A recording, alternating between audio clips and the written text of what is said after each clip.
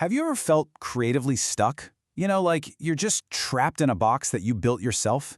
It's a feeling pretty much every creative person knows. But what if I told you that the ancient Greeks actually figured out a formula to break free of that? A secret that's hidden in the story of 9 divine sisters. So let's dive in and find out who the surprising parents of inspiration really are. All right, so our journey starts with a problem that is, well, as old as thinking itself.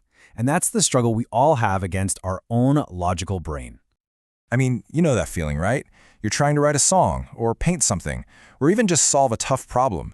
And your mind it keeps circling back to what's practical, what's logical, what makes sense. It's kind of like being in a prison where you're both the inmate and the guard. And this is where this amazing phrase from the philosopher Manly P. Hall comes in, the tyranny of the mind. I mean, he wrote this way back in 1953, but it just perfectly captures that feeling, right? That sense of being locked down by our own rational thoughts. And the muses, he argued, they're the key to breaking out. So, what exactly is this tyranny? Well, it's that internal editor we all have, the one that demands every single idea be perfect and logical right from the get-go. It's that little voice in your head that says, that's not practical, or nope, that's never been done before. You know?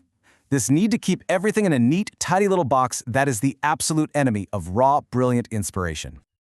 Okay, so to fight this tyranny, the ancient Greeks, they didn't turn to some productivity hack you'd find online. Nope, they turned to mythology. So let's meet the original masters of inspiration, the 9 muses. You know, the word muse, or musa in Greek, it's actually the root of so many words we connect with creativity today. Words like music, museum, even amusement. And at its core, it just means to think. But as we're about to find out, the Greeks saw it as a very special kind of thinking. And here they are, the whole crew. Each of these 9 sisters was the patron of a specific art or science. You've got Calliope for epic poetry, all the way to Urania for astronomy. I mean, they covered the entire spectrum of human knowledge and creativity. They were like the divine specialists you would call on when you desperately needed a breakthrough. But here's the thing. Knowing what the muses represented, that isn't the real secret. The key to unlocking their power, the actual honest-to-goodness formula for creativity, is hidden in their family tree. So the ancient poet Hesiod, he wrote all about them, where they lived, what they did, the whole story. But out of all the details he gave us, one single detail stands out as the most profound, the most important piece of this whole puzzle. Any guesses what it is? It was their parentage. Yep, who their parents were. That's it. That's the whole secret. If you can understand their origin, you can understand the very nature of inspiration itself. Okay, so check this out. Their father was Zeus, king of the gods, the ultimate symbol of the powerful, rational, ordering mind. But their mother was Mnemosyne, and she was a titan, this ancient force way older than Zeus, whose name literally means memory. And right there, that is the secret formula. Divine inspiration, the muse. It isn't just one thing. It's the child of 2 things, a powerful, active mind working together with a deep, ancient memory. You absolutely need both. Your logic has to combine with all your lived experience. Your thinking has to dance with your feeling to create something totally new. Now, this isn't just some dusty old myth, right? This formula, mind plus memory, it's a seriously profound psychological principle. And we can see it playing out all around us, in art, in movies, even in our own lives.